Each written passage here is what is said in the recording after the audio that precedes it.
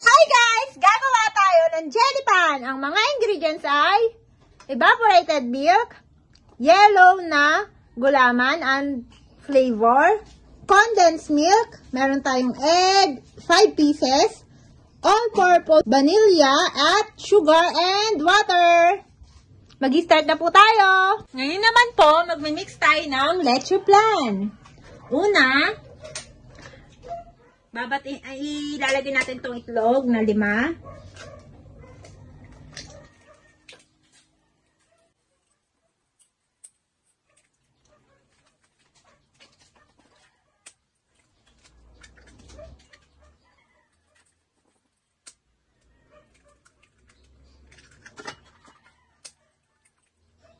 Sunod po, ibibit po natin ang hindi masyado. Yan, ganito po. Ibit lang natin.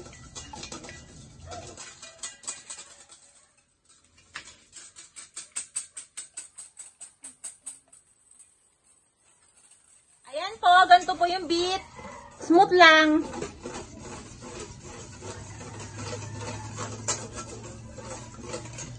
Ang sunod naman po, ilalagay natin yung condense.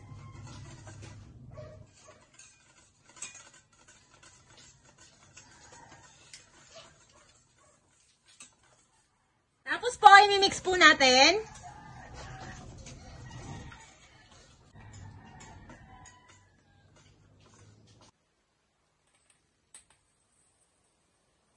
Yan, imimix din po ulit. Po, maglalagay po tayo ng 1 tablespoon ng vanilla.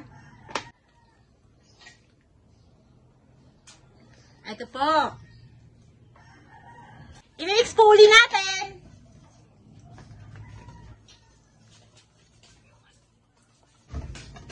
Ngayon naman po, na-mix na po natin ng maigi. Sasalain po natin ng 3 beses. Ayan, mabango po siya kasi sinama ko kagad yung vanilla. Kaya bumango po kagad siya. Na-mix din yung vanilla ng maigi. Ngayon po, sasalain na natin ng 3 times. Okay guys, sasalain na po natin ng 3 beses para matanggal yung buo-buong itlog at yung mga bula-bula. Ayan po, nakikita nyo, sinasala po siya. Dahan-dahan lang. Ayan guys, tapos na natin siyang salain ng 3 times. Second step, gagawa tayo ng jelly. Una, maglalagay tayo ng water. Next, ang ating sugar.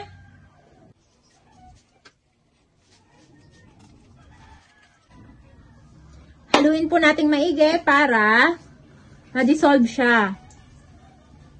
And second step ay ang ating gulaman.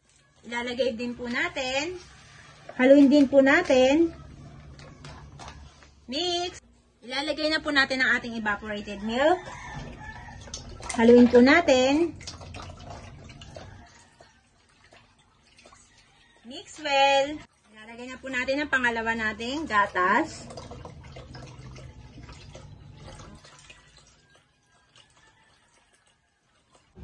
Ito po ay pinag-combine ko ang wash sugar and white sugar para maganda. Ayan. Para po hindi siya masunog, halu-haluin po natin. Ayan. Para hindi siya masunog. Mahina lang po yung apoy. Kasi pag nasunog siya, mapait. Ayan. Halo-halo lang pong ganito. Ayan. Haluin lang po natin ganyan. Ikot-ikutin nyo po para mag-melt siya sa bawat side. Ayan, ganito po. Aalagaan po natin sa paghalo. Kasi pangit siya kapag nasunog. At saka mahina lang yung apoy dapat. Ayan o, nagka-caramelize na siya. Nakikita nyo po. Ayan. Nagkakaroon na siya ng buo-buo. Halu-haluin po natin.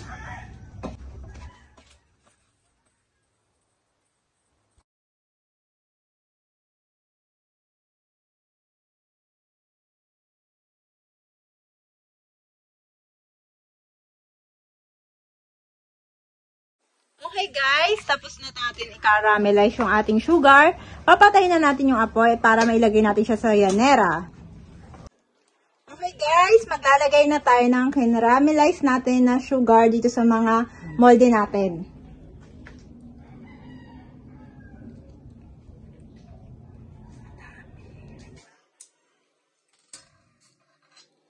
Agandin lang po natin yung mold. Hindi natin spread natin. Ito po, spread natin para malagyan yung bawat sulok.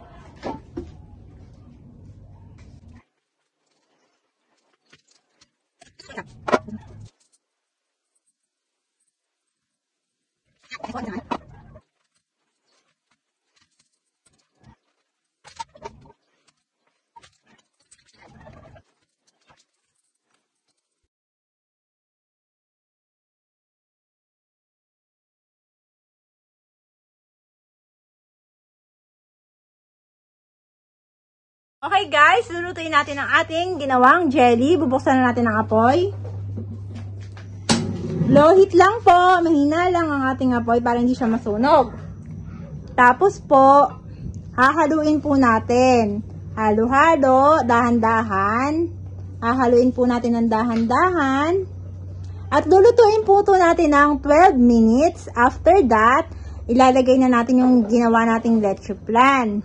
Ang leche flan natin, ibubuhos natin siya paunti-unti after 12 minutes.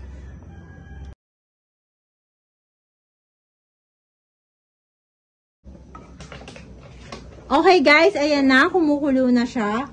Dahan-dahan natin ilalagay yung ginawa nating leche flan. Pero, papatayin muna natin yung apoy.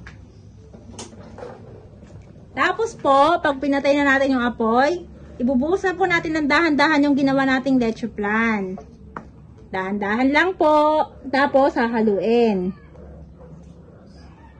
Continuous halo habang binubuhos siyang dahan-dahan.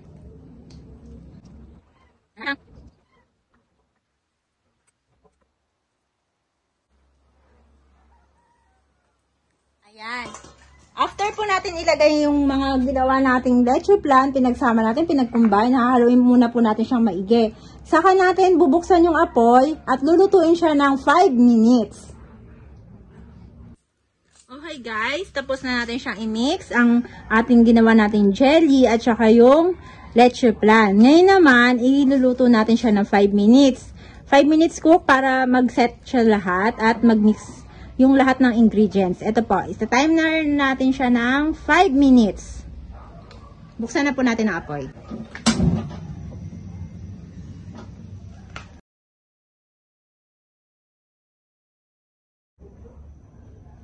Okay guys, after 5 minutes, papatayin na po natin kasi lumalapot na siya at saka bumulak na siya. Ngayon po, isasali natin siya sa mga molde. Kasi, pinatay na natin ang apoy para magbuo na siya doon sa molde. Okay guys, lalagay na natin siya sa mga molde para tumigas na siya. Ito po, lalagay po natin dito.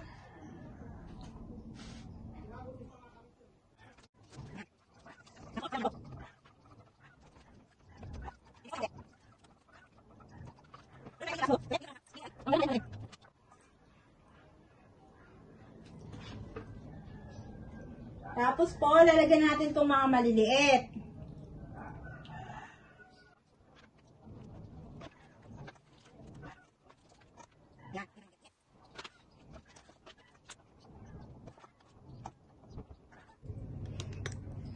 Okay guys, ito po, tingnan nyo, ito luto na siya. Ipapalamig po natin siya ng 3 hours. Ito po, tingnan nyo po ang nangyayari kapag mabagal kayong maglagay sa hulmahan, nagbubuo-buo na siya. Kita nyo po ito sa mga maliliit, nagbuo-buo na siya. At ito, hindi ko na siya nailagay sa hulmahan kasi nagbuo-buo na rin siya. Kaya kailangan kapag nagsasalin kayo, mabilis siya kasi bumubuo na siya kaagad. Wait po natin ng 3 hours bago natin tikman. Hi guys, ngayon po, titikman na natin siya. Overnight po natin siyang pinalamig. Kita nyo naman po, meron tayong, ang tawag dito, flower na design. Para siyang flower. Tapos meron tayong maliit na, kita niyo po, maliit na bilog.